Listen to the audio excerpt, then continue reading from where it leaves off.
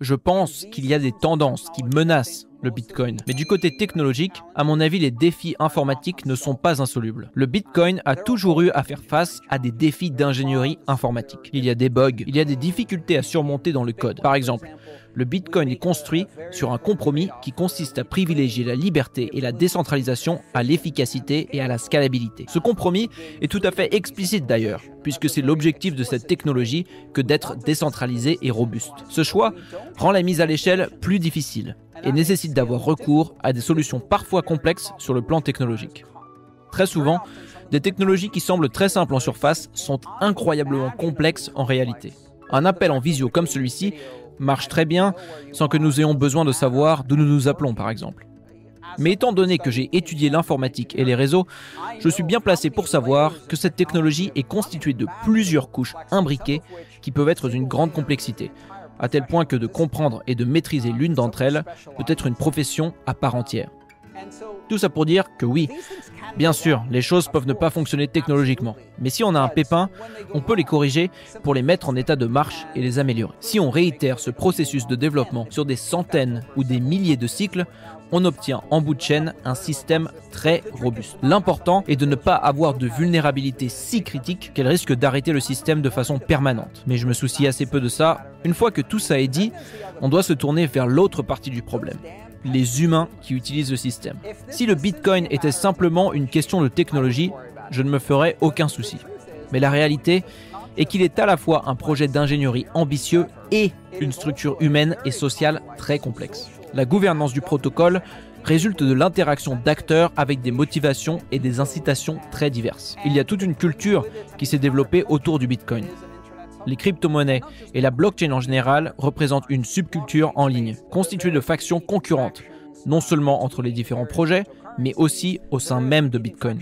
Il y a un fort sentiment d'appartenance chez les utilisateurs de telle ou telle blockchain, qui fait qu'ils ont tendance à attacher leur identité à des processus ou des technologies. Il ne s'agit plus seulement de défendre un choix technique spécifique. Il y a une bonne façon, une façon légitime, et une mauvaise façon, illégitime de faire les choses. Les acteurs se mettent à prendre ces débats personnellement. C'est plus ce genre de dynamique qui constitue un péril pour le Bitcoin. Ce qui me préoccupe, c'est de voir la manière avec laquelle la culture se fragmente, les combats internes entre les différentes factions et généralement les problèmes d'origine humaine.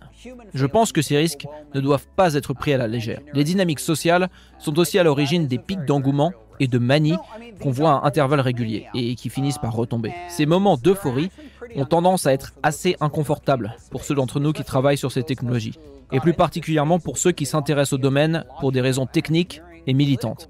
L'afflux de liquidités a tendance à brouiller les signaux, ce qui ne nous aide pas, même si, d'un autre côté, ça aide, parce que ça finance nos activités. J'ai un exemple assez parlant à vous donner. Avant, j'avais l'habitude de collecter des données statistiques sur mes différentes activités commerciales.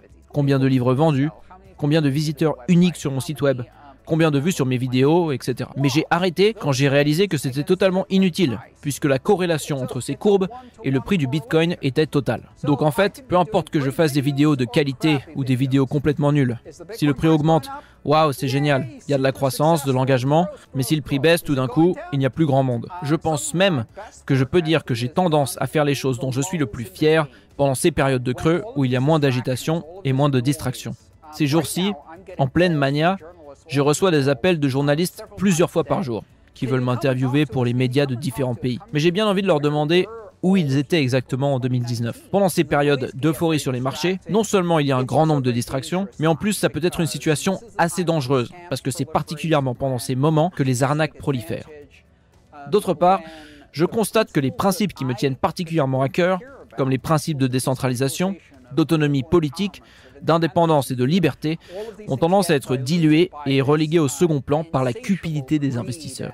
Cela dit, temps de remarquer quelque chose d'assez intéressant. On a eu une période d'euphorie en 2021. Quand a eu lieu la précédente? En 2017. Et celle d'avant? En 2013. Et la toute première, c'était quand tout a commencé en 2009. Est-ce que vous remarquez une sorte de pattern, un cycle qui se répète tous les 4 ans? En fait, cette nature cyclique fait partie intégrante du Bitcoin. La quantité de Bitcoin minée par bloc est réduite de moitié. C'est le halving. La politique monétaire du Bitcoin est automatisée. La quantité de nouvelles pièces mises en circulation diminue par palier. Quand on a commencé en 2009, chaque bloc délivrait 50 nouveaux bitcoins.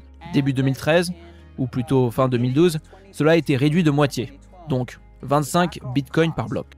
Moins d'un an après ce halving, l'attention portée au bitcoin a explosé et le prix est monté en flèche avant de retomber sèchement. Mais le prix est redescendu à un niveau plus élevé que celui auquel il était avant le pic.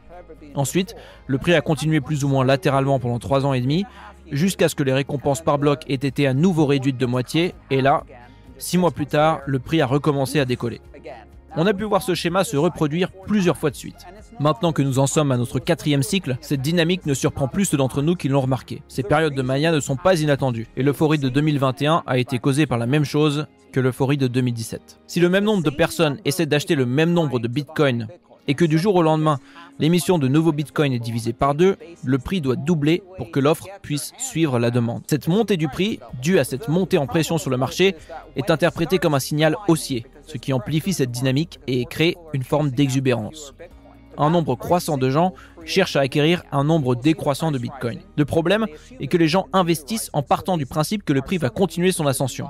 Et cette dynamique fait que le prix finit par dépasser ce qu'on peut raisonnablement attendre de la thèse d'investissement dans cette technologie. La valorisation ne correspond plus aux fondamentaux et un renversement brutal du prix s'ensuit, qui revient à la moyenne, puis la dépasse dans l'autre direction. Ensuite, le prix se stabilise puis évolue latéralement pendant 3 ans et demi. Ce qu'on peut dire de tout ça, c'est que, oui, il y a des périodes d'euphorie, mais non, elles ne sont pas aléatoires. Elles sont inscrites dans le cycle de croissance du Bitcoin. Cela s'explique par le fait que c'est un actif rare, produit en quantité limitée et déclinant tous les 4 ans. Plus les gens anticipent le cycle, moins la surprise est grande, et moins la période d'exubérance est marquée. Ceux d'entre nous qui ont traversé les 4 derniers cycles ont tendance à être plutôt amusés par cet affolement. Vous savez, la vérité tient en une phrase. Tout ce qui double ou triple sur une période de quelques mois est voué à une chute brutale. Mais au fond, tout ça n'a pas vraiment d'importance. La tendance de long terme se poursuit, stable, haussière, et la technologie continue de s'améliorer et sert utilement de plus en plus de gens aux 4 coins de la planète.